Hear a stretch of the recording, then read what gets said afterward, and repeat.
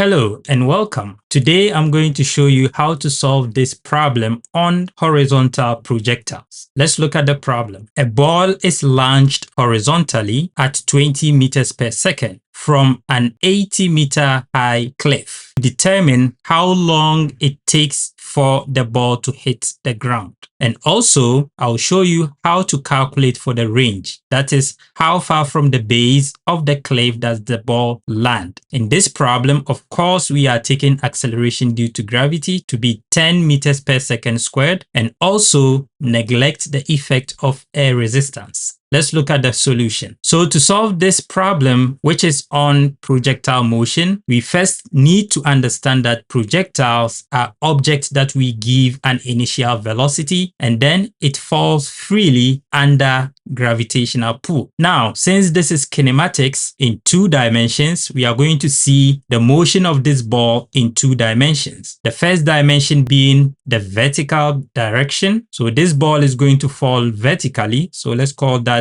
our y-axis. So the vertical fall, because once this ball is projected horizontally with some initial velocity, v0x, is going to take some time to hit the ground, falling vertically. However, the interesting thing is that at the same time as this ball falls vertically, it also travels horizontally. So we use the x-axis to represent that. So we have 2-dimensional motion, and that is what we mean by 2 dimensions. So in this case, the velocity, the acceleration, the displacement is going to have 2 dimensions. One would be along the x direction, one would be along the y direction. However, in this problem, we are given the initial kick, okay, which is v0x, indicating along the x direction to be 20 meters per second. That is the initial speed. So this tells us that in the vertical direction, it has no initial speed, right? So in the vertical direction, the v0y is going to be 0. Also, the height of this cliff is given to us as h, okay? And we can take that to be 80 meters. Also, the direction of acceleration is vertically downward. So we can take that to be g, which is going to be negative 10 meters per second squared. All right. So here I'm choosing my coordinates such that going downwards is negative and then going upward is positive. Or going to the right is positive and going to the left is negative. Now, since this motion consists of 2 parts, so the vertical motion and the horizontal motion of this ball are independent. However, both motions occur at the same time. So since they occur at the same time, at any point in time, this ball is going to travel some vertical displacement as well as some horizontal range. So the time of the motion is key. It gives us information about one part and then we can use that to solve the other part.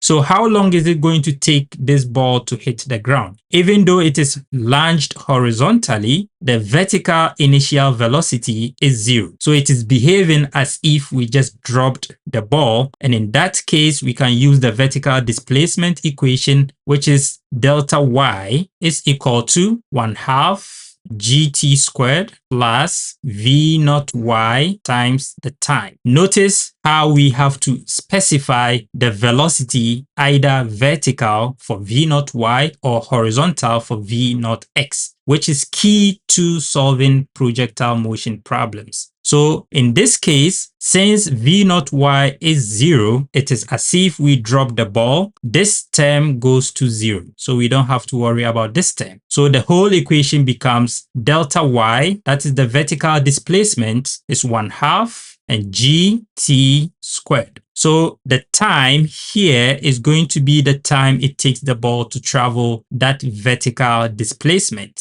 So the vertical displacement, since the displacement is pointing downwards, is going to be negative. G is pointing downwards, is going to be negative. So we can see that we are going to have some negative sign here and some negative sign here due to the directions, but that cancels out. So now this delta y becomes the height, h. So we have h is equal to 1/2 gt squared. So we can isolate the time, and that gives us the time it takes to hit the ground. So a little bit of algebra, we can do cross multiplication. So if I multiply this 2 by this h is over 1, right? So if I cross multiply, I'm going to have 2 times h is equal to 1 times gt squared. So gt squared. I want to isolate t squared for now. So I divide both sides of the equation by g. So this g cancels this g to 1. 1 times t squared is t squared. And then we are going to have t squared is equal to 2h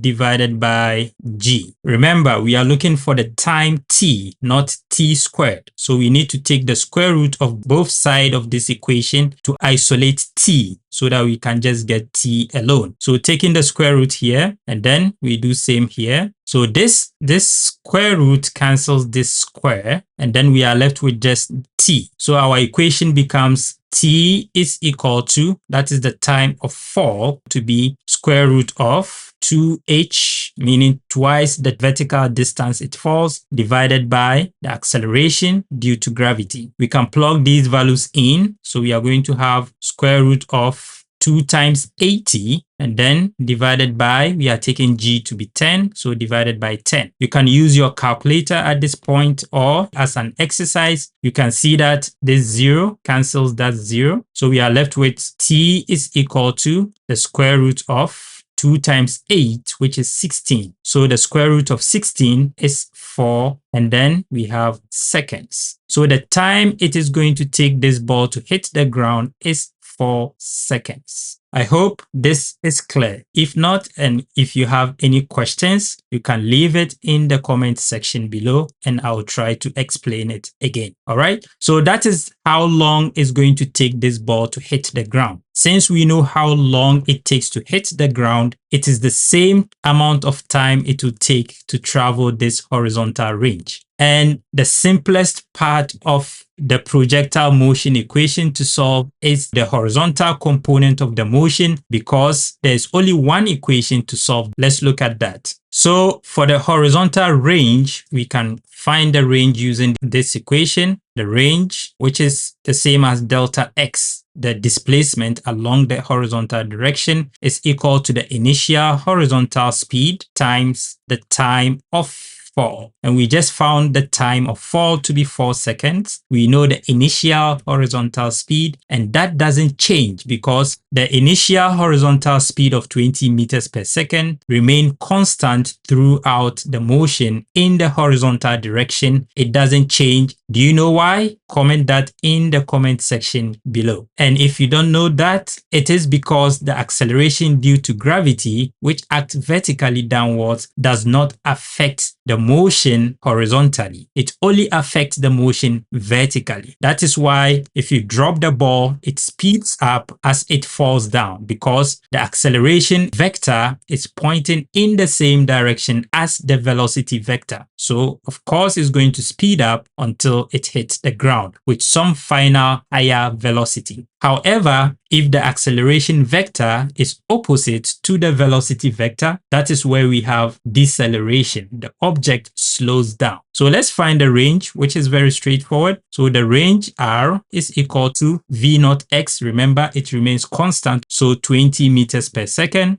And then times the time of fall, which we just found. We use the vertical component of the motion to find the time of fall, and then we are using that to find the range, because it takes the same amount of time to fall as well as to travel that range. And that is the key thing we need to note when solving projectile motion problems. Okay, so the time of fall we found is 4 seconds. So this second cancels that to 1. So the range is going to be 20 meters times 4. So if we simplify that, that is going to give us 80 meters. So that is going to be the horizontal range. All right. I hope you enjoyed this one. If you need more problem solving, or you have a problem specifically that you want me to go through, share it in the comment section and I'll make sure I make a video on that problem. If you found this helpful, like, share, and also if you are new to this channel or page,